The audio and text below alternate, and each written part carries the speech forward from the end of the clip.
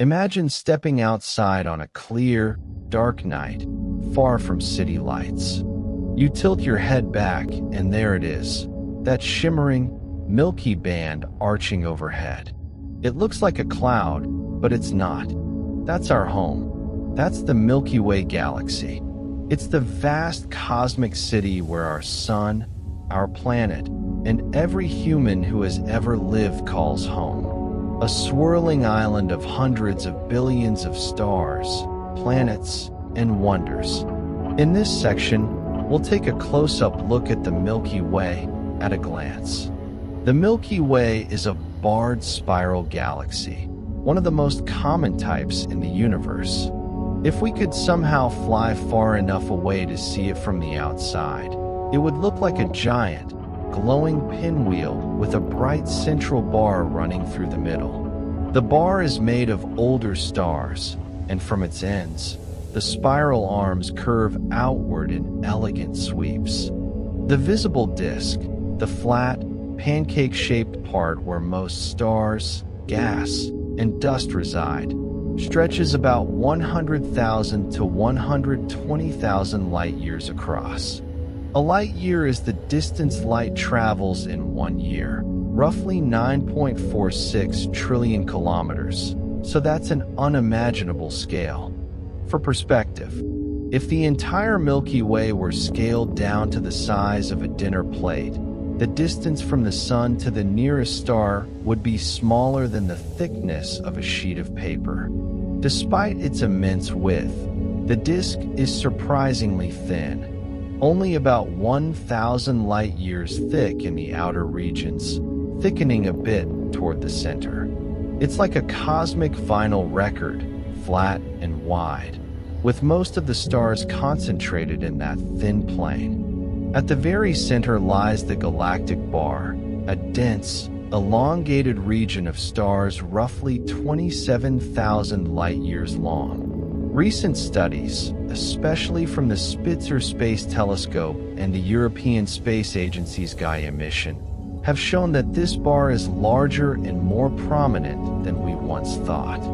It acts like a cosmic conveyor belt, channeling gas and dust inward to fuel bursts of star formation. Extending from the ends of the bar are the spiral arms.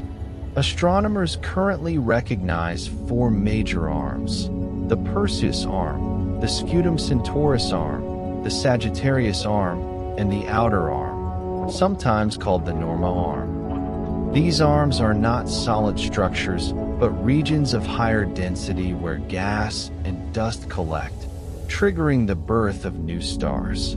They glow brightly in images because that's where massive, hot, young stars are born and die spectacularly.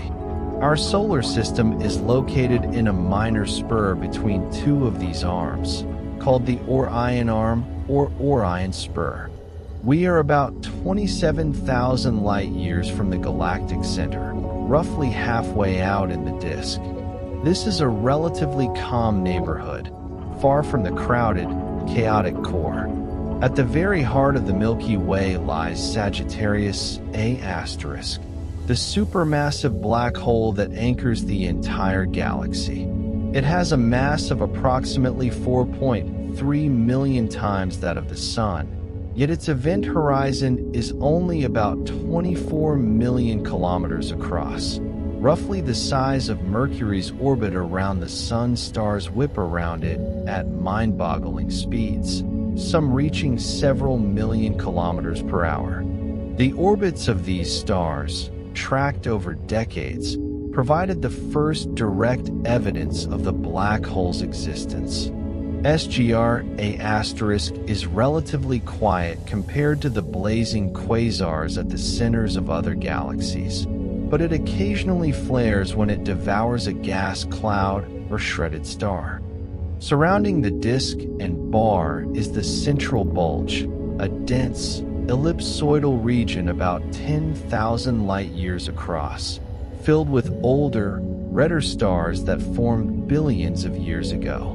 Beyond that lies the galactic halo, a vast, spherical cloud extending perhaps 200,000 light-years or more. The halo contains the galaxy's oldest stars, globular clusters, tightly packed balls of hundreds of thousands of stars, and streams of material from long ago cannibalized dwarf galaxies. The Milky Way's total mass, including invisible dark matter, is estimated to be between 1 and 2 trillion times the mass of the Sun.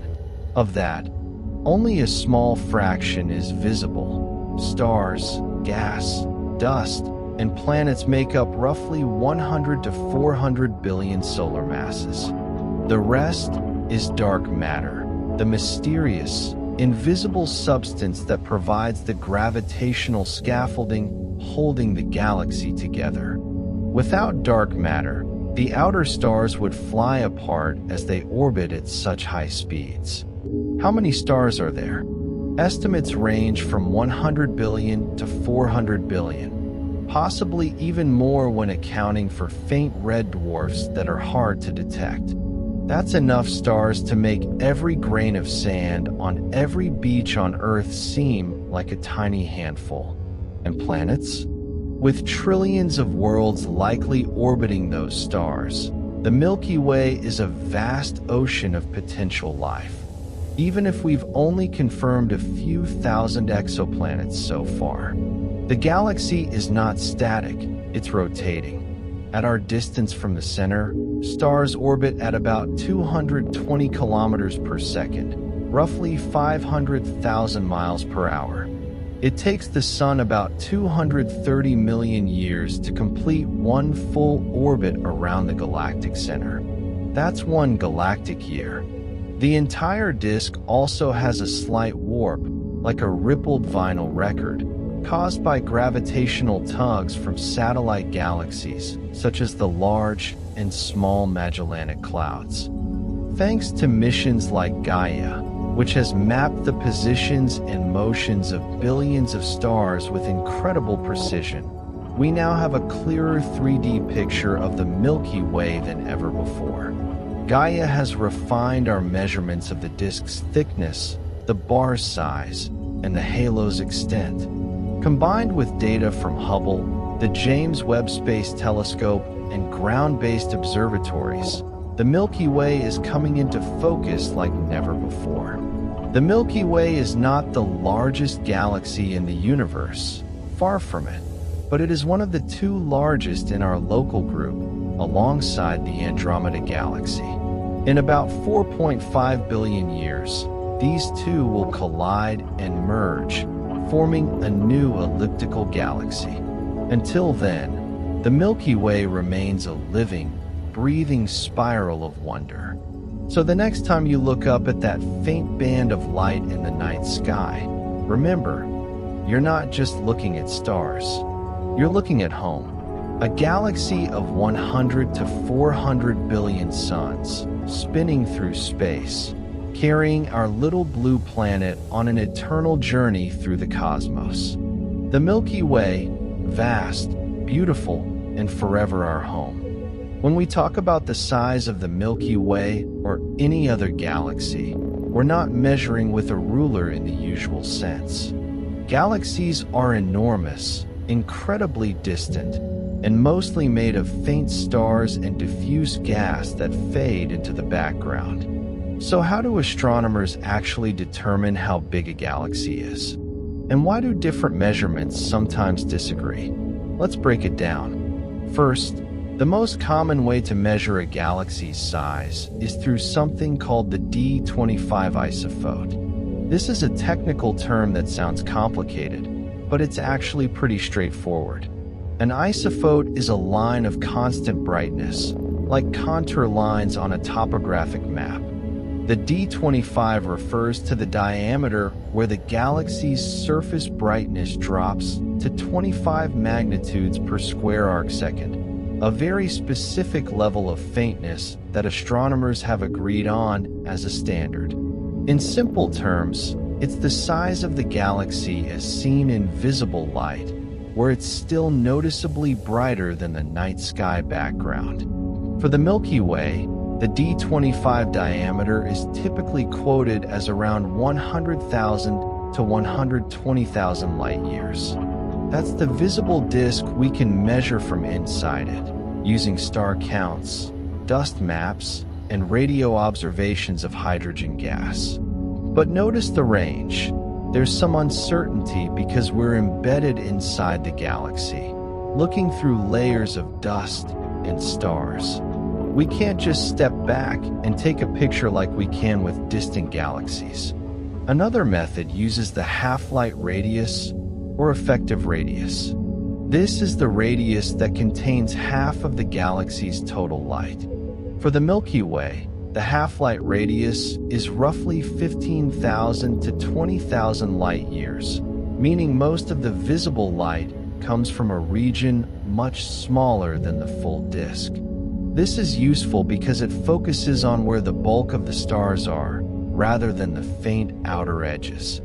Then there's the stellar halo and dark matter halo.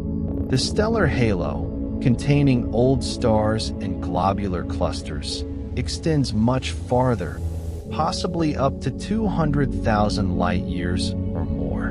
And the dark matter halo, which dominates the total mass, could reach 1 million light-years or beyond. So depending on what you're measuring, visible light, stars, or gravitational influence, the size can vary by a factor of 10. For comparison, when we measure other galaxies, we usually see them face on or edge on from a great distance. Telescopes like Hubble or the James Webb Space Telescope can capture their full extent in one image. The D25 method works well there because we're looking at the entire galaxy at once. But for the Milky Way, we have to piece it together from our position inside, using data from missions like Gaia, which tracks the positions and motions of billions of stars. This inside-out perspective creates some unique challenges. Dust obscures large parts of the disk, especially toward the center, so we rely heavily on infrared and radio wavelengths to see through it. Recent studies combining Gaia's star motions with infrared surveys from Spitzer and WISE have helped refine the Milky Way's size estimates, pushing the disk diameter closer to 120,000 light-years in some models. But even with these advances, galaxy sizes are not set in stone. They depend on the wavelength observed, ultraviolet, optical, infrared, or radio, and the sensitivity of the telescope. A deeper exposure always reveals more faint stars and gas at the edges, making the galaxy appear larger. This is why comparisons between galaxies can be tricky. A galaxy's quoted size might be its D25 diameter in visible light for one study, but the full extent of its hydrogen gas envelope for another. The Milky Way's gas disk, for example, extends farther than its stellar disk, perhaps up to 150,000 light-years or more in some directions. So when we say the Milky Way is about 100,000 to 120,000 light-years across, we're talking about the standard visible disk size. But the full story is bigger. A galaxy that includes a massive dark matter halo, a sprawling stellar halo, and an extended gas reservoir that reaches well beyond the stars we can easily see. Understanding these measurement methods is crucial because it helps us compare our home galaxy fairly to others. The Milky Way isn't unusually large or small. It's a typical large spiral. But the way we measure size tells us just how complex and layered these cosmic structures really are. Now that we have a solid understanding of the Milky Way's size and structure, let's put it in context by comparing it to its closest cosmic neighbors. The Milky Way doesn't exist in isolation. It's part of a small cluster of galaxies called the Local Group, a gravitationally bound collection of more than 80 galaxies spread over about 10 million light-years. The two dominant members are the Milky Way and the Andromeda Galaxy, M31, with dozens of smaller dwarf galaxies orbiting around them. Comparing our galaxy to these neighbors reveals where we stand in the local cosmic neighborhood. First, the biggest and most obvious comparison is with Andromeda. The Andromeda Galaxy is the largest galaxy in the local group and the closest major spiral galaxy to us, at about 2.5 million light-years away. Its visible disk is estimated to be around 220,000 light-years across, roughly twice the diameter of the Milky Way's disk. Andromeda also contains more stars. Recent estimates put it at around 1 trillion stars compared to the Milky Way's 100 to 400 billion. Its central bulge is larger and brighter, and its spiral arms appear more tightly wound and well-defined in images. But the difference isn't as overwhelming as it might sound. Both galaxies are barred spirals of similar type, and their overall mass, including dark matter halos, is actually quite close. The Milky Way's total mass is estimated at 1 to 2 trillion solar masses, while Andromeda's is thought to be slightly higher, around 1.5 to 2.5 trillion solar masses. Some recent studies even suggest the Milky Way might be more massive than previously thought, narrowing the gap. So while Andromeda is larger in visible size and stellar count, the two are remarkably similar in overall gravitational heft.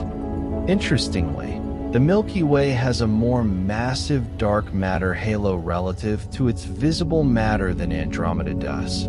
This means our galaxy might have more of that invisible scaffolding, even if its stellar disk is smaller. This subtle difference could play a role in how the two galaxies will interact in the future. Next, let's look at the third largest galaxy in the local group, the Triangulum Galaxy, or M33. At about 3 million light-years away, Triangulum is much smaller than both the Milky Way and Andromeda. Its disk spans only about 60,000 light-years, roughly half the size of the Milky Way, and it contains perhaps 40 billion stars. Triangulum is a classic spiral galaxy without a prominent bar, and its arms are looser and less structured. It's often described as a mini Milky Way in terms of shape, but it's significantly smaller and less massive. Beyond these three giants, the local group is filled with dwarf galaxies, small, faint systems with far fewer stars. The largest of these dwarfs are the Large and Small Magellanic Clouds, visible from the southern hemisphere as fuzzy patches in the night sky. The Large Magellanic Cloud, LMC, has a diameter of about 14,000 light-years and contains roughly 10 billion stars, about January 10th the size of the Milky Way. The Small Magellanic Cloud, SMC, is even smaller, around 7,000 light-years across with just a few billion stars. These two are satellite galaxies currently orbiting the Milky Way, and they're actively losing gas and stars due to our galaxy's gravitational pull. Then there are even tinier dwarfs, like the Fornax dwarf or the Sculptor dwarf, with diameters of only a few thousand light-years and star counts in the millions or even hundreds of thousands. These are the most common type of galaxy in the universe, small, low-mass systems that orbit larger ones like planets around a star. So where does the Milky Way fit in this lineup? In the local group, it's one of the two largest galaxies, very close in size and mass to Andromeda. Together, they dominate the group gravitationally, while dozens of smaller dwarfs orbit around them. On a cosmic scale, however, both the Milky Way and Andromeda are considered large but not extraordinary. Most galaxies in the universe are dwarfs, tiny compared to our home galaxy. The fact that we live in a relatively large spiral in a small group of galaxies is actually quite typical. The vast majority of galaxies are dwarfs, but the ones that host observers like us tend to be larger spirals or ellipticals. The Milky Way and Andromeda represent the upper end of what's common in our local cosmic neighborhood. In the next section, we'll step back even further and see how the Milky Way compares to the average galaxy across the entire observable universe, and why it turns out we're not as average as we might think. Now that we have a solid understanding of the Milky Way's size and structure, let's put it in context by comparing it to its closest cosmic neighbors. The Milky Way doesn't exist in isolation. It's part of a small cluster of galaxies called the Local Group, a gravitationally bound collection of more than 80 galaxies spread over about 10 million light-years. The two dominant members are the Milky Way and the Andromeda Galaxy, M31, with dozens of smaller dwarf galaxies orbiting around them. Comparing our galaxy to these neighbors reveals where we stand in the local cosmic neighborhood. First, the biggest and most obvious comparison is with Andromeda. The Andromeda Galaxy is the largest galaxy in the Local Group and the closest major spiral galaxy to us, at about 2.5 million light-years away. Its visible disk is estimated to be around 220,000 light-years across, roughly twice the diameter of the Milky Way's disk. Andromeda also contains more stars. Recent estimates put it at around 1 trillion stars compared to the Milky Way's 100 to 400 billion. Its central bulge is larger and brighter, and its spiral arms appear more tightly wound and well-defined in images. But the difference isn't as overwhelming as it might sound. Both galaxies are barred spirals of similar type, and their overall mass, including dark matter halos, is actually quite close. The Milky Way's total mass is estimated at 1 to 2 trillion solar masses, while Andromeda's is thought to be slightly higher, around 1.5 to 2.5 trillion solar masses. Some recent studies even suggest the Milky Way might be more massive than previously thought, narrowing the gap. So while Andromeda is larger in visible size and stellar count, the two are remarkably similar in overall gravitational heft. Now that we have a solid understanding of the Milky Way's size and structure, let's put it in context by comparing it to its closest cosmic neighbors. The Milky Way doesn't exist in isolation. It's part of a small cluster of galaxies called the Local Group, a gravitationally bound collection of more than 80 galaxies spread over about 10 million light-years. The two dominant members are the Milky Way and the Andromeda Galaxy, M31, with dozens of smaller dwarf galaxies orbiting around them. Comparing our galaxy to these neighbors reveals where we stand in the local cosmic neighborhood. First, the biggest and most obvious comparison is with Andromeda. The Andromeda Galaxy is the largest galaxy in the Local Group and the closest major spiral galaxy to us, at about 2.5 million light-years away. Its visible disk is estimated to be around 220,000 light-years across, roughly twice the diameter of the Milky Way's disk. Andromeda also contains more stars. Recent estimates put it at around 1 trillion stars compared to the Milky Way's 100 to 400 billion. Its central bulge is larger and brighter, and its spiral arms appear more tightly wound and well-defined in images. But the difference isn't as overwhelming as it might sound. Both galaxies are barred spirals of similar type, and their overall mass, including dark matter halos, is actually quite close.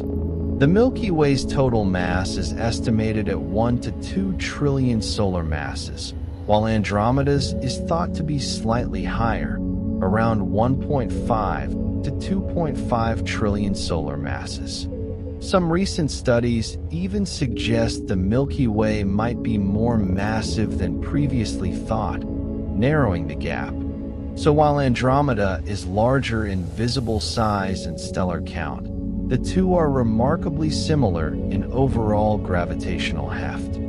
Interestingly, the Milky Way has a more massive dark matter halo relative to its visible matter than Andromeda does. This means our galaxy might have more of that invisible scaffolding, even if its stellar disk is smaller. This subtle difference could play a role in how the two galaxies will interact in the future. Next, let's look at the third largest galaxy in the local group, the Triangulum Galaxy, or M33. At about 3 million light-years away, Triangulum is much smaller than both the Milky Way and Andromeda. Its disk spans only about 60,000 light-years, roughly half the size of the Milky Way, and it contains perhaps 40 billion stars. Triangulum is a classic spiral galaxy without a prominent bar, and its arms are looser and less structured. It's often described as a mini Milky Way in terms of shape, but it's significantly smaller and less massive. Beyond these three giants, the local group is filled with dwarf galaxies, small, faint systems with far fewer stars. The largest of these dwarfs are the Large and Small Magellanic Clouds, visible from the southern hemisphere as fuzzy patches in the night sky. The Large Magellanic Cloud, LMC, has a diameter of about 14,000 light-years and contains roughly 10 billion stars, about January 10th the size of the Milky Way. The Small Magellanic Cloud, SMC, is even smaller, around 7,000 light-years across with just a few billion stars. These two are satellite galaxies currently orbiting the Milky Way, and they're actively losing gas and stars due to our galaxy's gravitational pull. Then there are even tinier dwarfs, like the Fornax dwarf or the Sculptor dwarf, with diameters of only a few thousand light-years and star counts in the millions or even hundreds of thousands. These are the most common type of galaxy in the universe, small, low-mass systems that orbit larger ones like planets around a star. So where does the Milky Way fit in this lineup? In the local group, it's one of the two largest galaxies, very close in size and mass to Andromeda. Together, they dominate the group gravitationally, while dozens of smaller dwarfs orbit around them. On a cosmic scale, however, both the Milky Way and Andromeda are considered large but not extraordinary. Most galaxies in the universe are dwarfs, tiny compared to our home galaxy.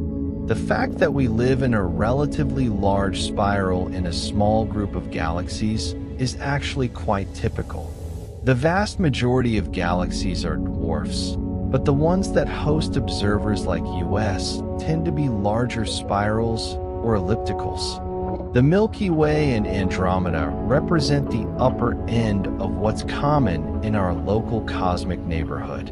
In the next section, we'll step back even further and see how the Milky Way compares to the average galaxy across the entire observable universe, and why it turns out we're not as average as we might think. To truly appreciate the scale of the Milky Way, we need to contrast it with the smallest galaxies known, the cosmic minnows that make our home seem gigantic.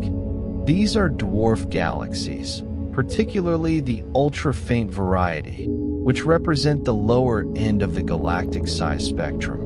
While the Milky Way boasts hundreds of billions of stars across 100,000 to 120,000 light-years, these tiny worlds can contain just a few hundred to a few thousand stars, and span mere hundreds of light years. They highlight how diverse the universe truly is and why the Milky Way is far from average. It's actually quite large by comparison. Dwarf galaxies are defined loosely as systems with fewer than about 1 billion stars, but the smallest ones push the boundaries of what we even call a galaxy. Many blur the line between galaxies and massive star clusters, distinguished primarily by the presence of dark matter halos that hold them together gravitationally. The ultra-faint dwarfs, UFDs, are the faintest and smallest subclass, with luminosities thousands to millions of times dimmer than the Milky Way. One of the classic examples is Segue 2, often cited as one of the smallest and faintest known satellites of the Milky Way. Discovered in Sloan Digital Sky Survey data, Segue 2 has only about 1,000 stars, fewer than some globular clusters, and a half-light radius of roughly 100 to 200 light-years. Its total luminosity is a mere 800 times that of the Sun, making it extraordinarily dim. What keeps it from dispersing is a tiny dark matter halo, providing the gravitational glue despite the sparse stellar content. Similarly extreme are Segue 1 and Willman 1. Segue 1 contains around 1,000 stars spread over a half-light radius of about 30 to 100 light-years, with evidence of significant dark matter domination. Willman 1 is comparable, with a similar faint luminosity and size, containing perhaps a few thousand stars in a diffuse sphere. These objects are so faint that they were only discovered in the last 2 decades through deep sky surveys, and they challenge our definitions. Are they true galaxies or disrupted star clusters? Even smaller candidates have emerged in recent years. Ursa Major 3/Unions 1, or UMA 3/U1, discovered around 2024 to 2025, is debated as potentially the smallest galaxy ever, with only a few dozen visible stars and a possible dark matter content. Some studies suggest it might be a disrupted star cluster rather than a full galaxy, but its classification remains open. Other ultra-faints like Boötes 2 or recent candidates around Andromeda, such as Andromeda XXXV, push sizes down to hundreds of light-years with star counts in the low thousands. These tiny galaxies are incredibly common.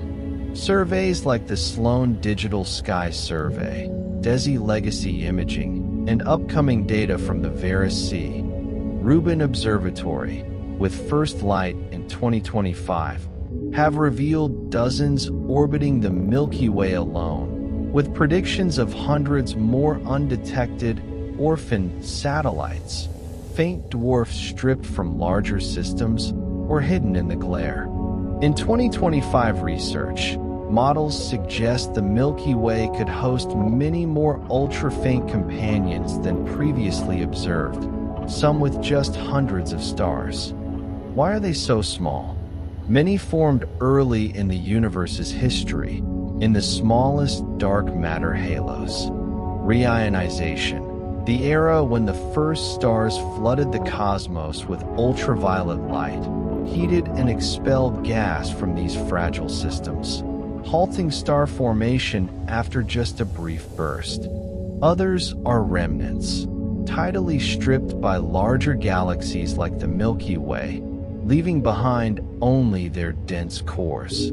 Their stars are ancient, metal-poor relics from the cosmic dawn, offering snapshots of the universe's infancy. In terms of scale, imagine this. If the Milky Way's disk were the size of a large city like New York, a typical ultra-faint dwarf like Segue 2 would be comparable to a small village, or even a single neighborhood. Their diameters are often just a few hundred light-years, with total masses, including dark matter, perhaps 1 million solar masses, versus the Milky Way's trillion plus. This extreme smallness underscores a key point. Dwarfs dominate the galactic population numerically. While large spirals like ours contain most of the universe's stars, the sheer number of dwarfs, trillions across the cosmos, means the average galaxy is tiny and faint. The Milky Way, with its vast disk and billions of stars, is in the upper tier. These little worlds aren't just curiosities. They're crucial for testing dark matter theories. Their high dark matter-to-star ratios, sometimes thousands to 1, make them ideal labs for probing the nature of this invisible substance. Recent 2025 studies of systems like Reticulum 2 or Centaurus I continue to refine our understanding. By exploring these dwarfs, we see the full range of galactic possibility and realize just how grand our Milky Way truly is. Next, we'll flip to the other extreme, the giant elliptical galaxies that dwarf even Andromeda and the Milky Way in size and mass. Having seen how dwarf galaxies make the Milky Way look enormous by comparison, it's time to flip the script and look at the other extreme, the colossal elliptical galaxies that dwarf even the largest spirals like ours in Andromeda. These are the true heavyweights of the universe, massive, sprawling systems formed through violent mergers, often containing hundreds of trillions of stars and stretching millions of light-years across. While the Milky Way's visible disk spans about 100,000 to 120,000 light-years, some ellipticals reach diameters 10 to 50 times larger, making them the biggest known galaxies. Elliptical galaxies differ fundamentally from spirals. They lack the prominent arms and flat disk structure. Instead, they appear as smooth, featureless blobs ranging from nearly spherical to highly elongated. Their stars orbit randomly in all directions rather than in a coordinated rotation, giving them a more chaotic, three-dimensional appearance. Most star formation has ceased in these giants. Their gas has been used up or ejected long ago, leaving behind older, redder stars. The undisputed king of galactic size is IC 1101, located at the heart of the Able 2029 galaxy cluster about 1 billion light-years away. IC 1101 is a CD galaxy, a type of ultramassive elliptical formed by repeated mergers, and it holds the record for the largest known galaxy by several metrics. Its visible diameter is estimated at around 4 to 6 million light-years, with some studies pushing the figure to 6 to 8 million light-years when including the faint outer halo. That's roughly 40 to 60 times the diameter of the Milky Way. For scale, if the Milky Way were the size of a dinner plate, IC 1101 would be as large as a small country like Belgium or the Netherlands. IC 1101 contains an estimated 100 trillion stars, 1,000 times more than the Milky Way's upper estimate of 400 billion. Its central supermassive black hole is one of the most massive known, weighing in at around 40 to 100 billion solar masses, 10 to 20 times heavier than the black holes at the centers of typical large galaxies. This monster black hole, combined with the galaxy's immense mass, exerts gravitational influence over an enormous region of space. How do galaxies get this big? Through hierarchical merging on a massive scale. In dense galaxy clusters, spirals and smaller ellipticals collide repeatedly over billions of years, stripping gas, merging stars, and building up enormous halos. The central galaxy in a cluster often becomes a CD, central dominant, galaxy, cannibalizing its neighbors and growing into these giants. IC 1101 sits at the bottom of a gravitational well in one of the richest clusters known, making it a perfect candidate for such extreme growth. Other contenders for the title of largest galaxy include Alcyoneus, a radio galaxy with enormous radio lobes stretching over 16 million light-years, though its stellar component is smaller than IC 1101's. Malin 1, a low-surface brightness spiral, has a disk around 700,000 light-years across, much larger than typical spirals, but still far smaller than IC 1101's halo. ESO 383-76 and NGC 6166 are also massive ellipticals with diameters exceeding 1 million light-years and masses in the hundreds of trillions of solar masses. These giants are rare. Most galaxies are dwarfs, and even large spirals like the Milky Way are common only in low-density regions. Ultramassive ellipticals like IC 1101 form only in the densest environments, where merger rates are high. They represent the endpoint of galactic evolution in rich clusters. After billions of years of cannibalism, a single dominant galaxy emerges, surrounded by a halo of stripped stars and debris.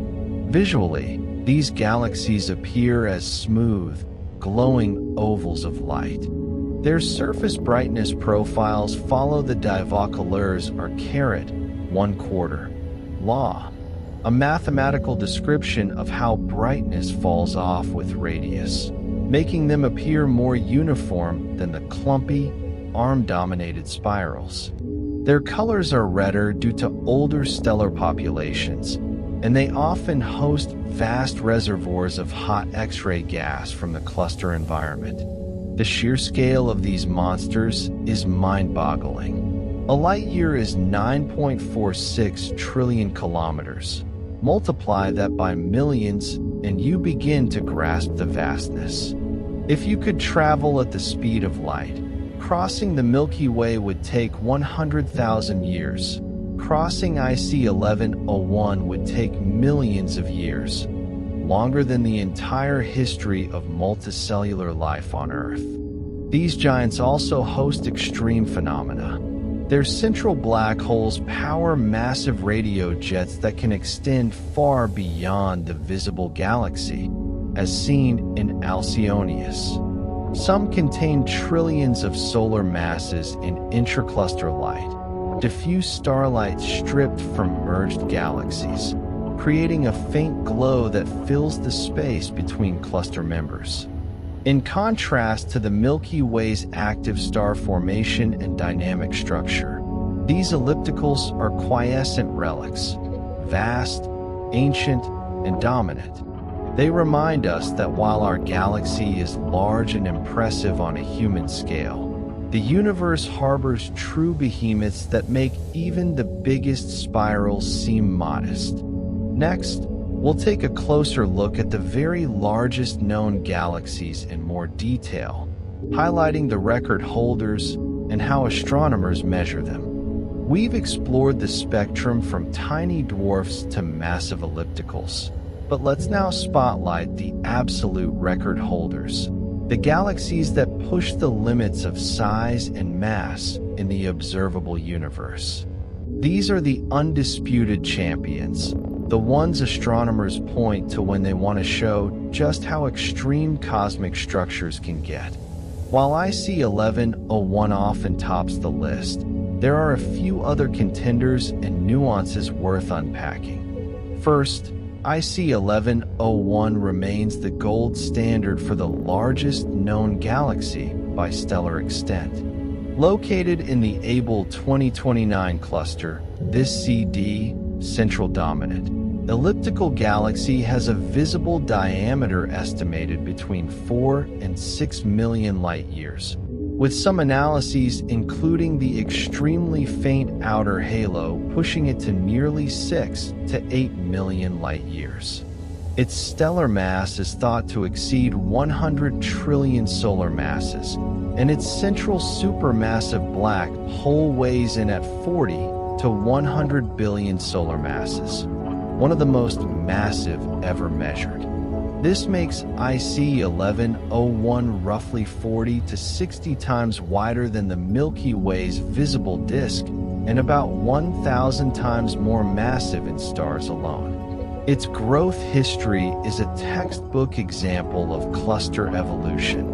Repeated mergers over billions of years have stripped stars and gas from hundreds of smaller galaxies, leaving behind this sprawling relic. But size measurements in astronomy are tricky, and IC 1101's title isn't uncontested. Alcyoneus, discovered in 2022 and still holding the record as of 2025 for the largest radio structure associated with a galaxy, has a different claim. Alcyoneus is a radio galaxy whose enormous radio lobes, regions of synchrotron-emitting plasma ejected from its active galactic nucleus, span over 16 million light-years across. However, the stellar component of the galaxy itself is much smaller, with a host galaxy diameter of only about 100,000 to 200,000 light-years, similar to the Milky Way. Another strong contender is UGC 2885, a giant spiral galaxy in the constellation Perseus. This massive spiral has an estimated disk diameter of around 800,000 light-years, about 8 times larger than the Milky Way's visible disk. It contains roughly 2 trillion stars and is one of the largest known spirals, with its arms extending far into the surrounding space. Unlike ellipticals, UGC 2885 is still actively forming stars, making it a rare example of a giant spiral that has avoided major mergers long enough to retain its structure. Then there's Malin 1, a low-surface brightness spiral discovered in 1981 and still one of the largest in its class. Its disk spans approximately 650,000 to 700,000 light-years, with a very faint, extended structure that makes it difficult to detect in typical surveys. Malin 1 is a classic example of a superspiral, a rare type of galaxy with unusually large disks but relatively low surface brightness, meaning its stars are spread out over a vast area. Other notable giants include ESO 383-76, also known as Able 3827, another CD elliptical with a diameter exceeding 1 million light-years and a central black hole mass estimated at tens of billions of solar masses, and NGC 6166, the dominant galaxy in the Able 2199 cluster, with a similar scale. How do astronomers identify and measure these behemoths? Deep imaging surveys like the Sloan Digital Sky Survey, the Dark Energy Survey, and the upcoming Legacy Survey of Space and Time, LSST, from the Vera C. Rubin Observatory, which began operations in 2025, are key. These surveys capture faint outer halos that traditional telescopes might miss. Surface brightness profiles are fitted to models like the Diophilus law for ellipticals or exponential profiles for spirals, allowing precise diameter estimates. For radio galaxies like Alcyoneus, radio interferometers like LOFR provide the extended lobe measurements. These record holders are extremely rare. They exist almost exclusively in the densest environments, rich galaxy clusters, where gravitational interactions and mergers are frequent. In lower density regions like our local group, The largest galaxies top out at around 200,000 to 300,000 light-years in diameter. The existence of these monsters tells us about the hierarchical nature of galaxy formation. Small halos merge into larger ones, and in the richest clusters, this process continues until one dominant galaxy emerges. In terms of sheer scale, these galaxies are mind-bending. A light-year is nearly 9.5 trillion kilometers. Multiply that by millions, and the distances become incomprehensible. If you could travel at the speed of light, crossing the Milky Way would take 100,000 years. Crossing IC 1101 would take millions of years, longer than the entire history of human civilization. These cosmic giants remind us that while the Milky Way is impressive, it sits in the middle of the galactic size distribution. The universe harbors extremes on both ends: tiny dwarfs with a handful of stars and colossal ellipticals with trillions. And the record holders are the ultimate demonstrations of how gravity, time, and mergers can sculpt the cosmos. Next, we'll bring it all together with mind-blowing comparisons to help visualize these immense scales. With our local neighborhood mapped out, it's time to zoom out and ask, is the Milky Way average, exceptional, or somewhere in between among all galaxies in the universe? The answer might surprise you. While the Milky Way feels immense from our vantage point, home to 100 to 400 billion stars, and spanning 100,000 to 120,000 light-years, it's actually on the larger side of typical, but far from the cosmic giants. To understand this, we need to look at the full spectrum of galaxies, from the tiniest dwarfs to the behemoths, and recent data from surveys like Gaia DR3, with DR4 processing underway as of late 2025, and Hubble Deep Field observations paint a clear picture. Galaxies come in all sizes, but the vast majority, over 90% in many estimates, are dwarf galaxies. These are the universe's most common residents, small, faint systems with anywhere from a few thousand to a few billion stars. Their diameters typically range from just a few hundred light-years to 10,000 light-years, making them 1/10 to 1/100th the size of the Milky Way. For context, the average dwarf or regular or spheroidal galaxy might span 1 to 5 kiloparsecs, 3,260 to 16,300 light-years, and hold 10 to the power of 7 to 10 to the power of 9 solar masses, millions to billions of times the Sun's mass. Recent studies, including those using Gaia data to map stellar motions in nearby dwarfs, confirm that dwarfs like those orbiting the Milky Way, e.g., Fornax or Sculptor, have luminosities as low as 10 to the power of 5 solar luminosities, compared to the Milky Way's 10 to the power of 10 to 10 to the power of 11. Why so many dwarfs? Cosmological simulations and observations from the James Webb Space Telescope, JWST, in 2025 show that small dark matter halos formed first in the early universe, clumping into these modest galaxies. Most never grew large because they got tidally stripped or merged into bigger systems like ours.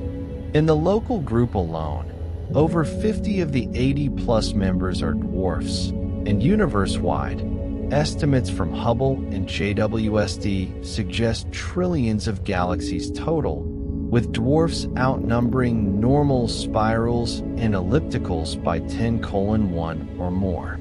A 2025 analysis of galaxy luminosity functions pegs the average galaxy size at around 10,000 light-years across, with 100 million stars, tiny compared to our barred spiral. The Milky Way punches above this average. As a large spiral, type SBBC, It's in the top 10 to 20% by stellar mass and size. Gaia DR3 data, refined in 2025 papers using apogee spectroscopy, estimates our stellar mass at around 6 times 10 to the power of 10 solar masses, 60 billion suns, with total mass, including dark matter, at 1 to 1.5 trillion solar masses within 129,000 light-years, consistent with Hubble Gaia collaborations. This puts us firmly in the L** category, the characteristic luminosity/size where most bright galaxies cluster. Spirals like us, 20 to 50 kpc disks, 10 to the power of 11 stars, make up just 3 to 5% of all galaxies, but dominate in star formation and visibility. Compared to the full distribution, dwarfs skew the averages low. If you plot galaxy size, diameter, versus luminosity or stellar mass on a Schechter function graph, a standard tool in extragalactic astronomy, the Milky Way sits on the bright, massive tail. Dwarf ellipticals/irregulars cluster below 10 to the power of 9 solar masses, while normal spirals/ellipticals range 10-10-10-12. A 2025 AR-14 preprint using Gaia and LaMOST data reconstructed the Milky Way's radial mass profile, confirming we're larger than 95% of galaxies by stellar content. Yet, we're not elite. In clusters like Virgo, spirals similar to the Milky Way are common, but giants loom larger. Our total mass rivals Andromeda's, debated at 0.8 to 1.5 trillion solar masses per 2025 Wikipedia and recent radio studies, making us co-leaders in the local group. But step back to superclusters, and we're middling. Gaia DR3's rotation curve, peaking at 220 to 240 km/s, and Keplerian decline beyond the disk show stable, average dynamics for a galaxy our size. No extreme outliers. This above-average status has implications. Large spirals like ours form through hierarchical mergers, swallowing dozens of dwarfs over 10 to 13 billion years, as evidenced by Gaia-mapped streams like Gaia Sausage Enceladus. Recent 2025 Gaia analyses of monoabundance populations, using MG/Fe and Fe/H, reveal our disk built from inside-out accretion, typical for L* galaxies. Smaller dwarfs stay gas-poor and quiescent. Larger ones like us sustain star formation at 1 to 2 solar masses/year.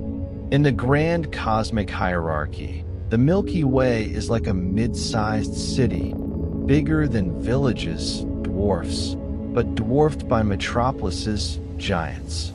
With 2 trillion galaxies estimated in the observable universe, per JWST 2024 to 2025 updates, we're exceptional enough to host complex life, yet humble in scale. Gaia's ongoing legacy, DR4 slated for 2026 with 2.5 billion sources, will sharpen this view, potentially tweaking our mass to 1.5 trillion solar masses precisely. This positions us perfectly for the next section, diving into dwarf galaxies, those ubiquitous tiny worlds that highlight just how big our home really is by contrast.